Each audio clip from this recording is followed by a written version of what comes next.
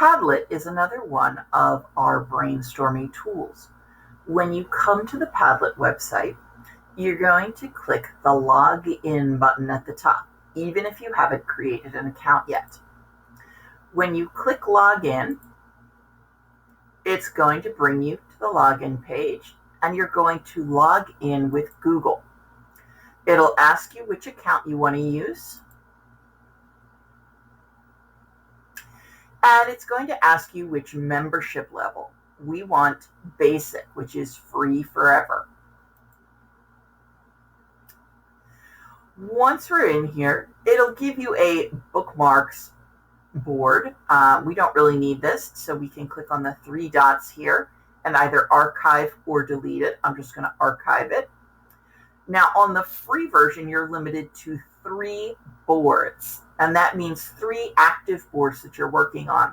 You can always archive older boards, which means you won't be able to add to them anymore, but you'll still be able to see them, and then you'll be able to make more boards. To make a Padlet, I'm going to click the pink button up here that says Make a Padlet. And I get to choose the layout, and you can see by the descriptions what the different ones will look like. And there's also a preview button. Sometimes the website's broken like it is right now, and oh look, there's no preview. So I'm just going to close that link. And for what we're doing with regular brainstorming, most of the time a wall is a good one to start with. So I'm going to click select, and it's going to create my Padlet. On the right, I'm going to give it a name, and we're going to call this DT Brainstorming for Design Thinking Brainstorming. My description, and we're just going to call this Group Ideas. You can choose an icon for it. I'm just going to give mine a cat. And then here is your address to get to your Padlet. All right. You can copy that link and share it out to be able to share it with others. You can choose a wallpaper. I'm going to just go with a solid color for mine. And there's some other options down here you can change. Then we click Next. We're all set. We'll click Start Posting.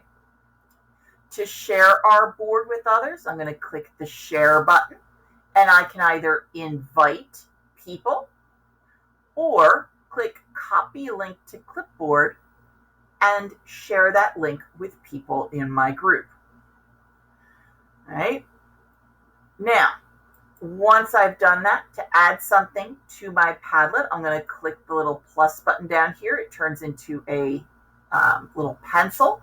So I can click on this, or I can just double click and get a Post-it note.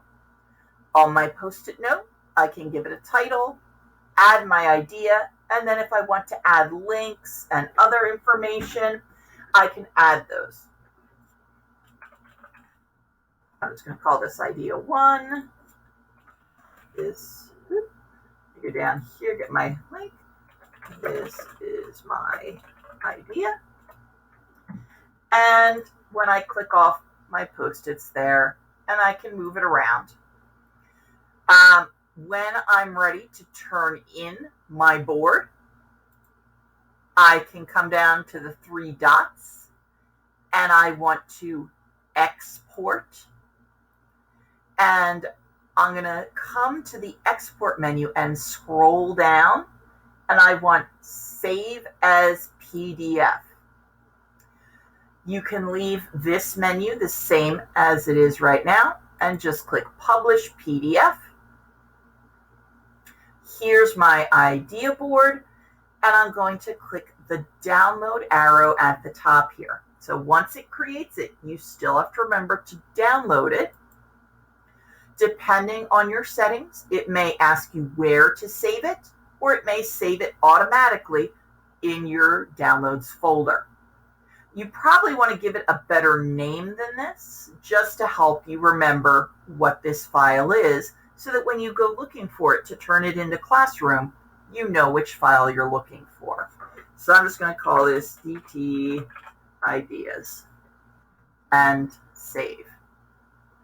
Once it's saved, I can click the X on the tab here to go back to my main board, and then I can always go back to Padlet, find my board again, or add new boards.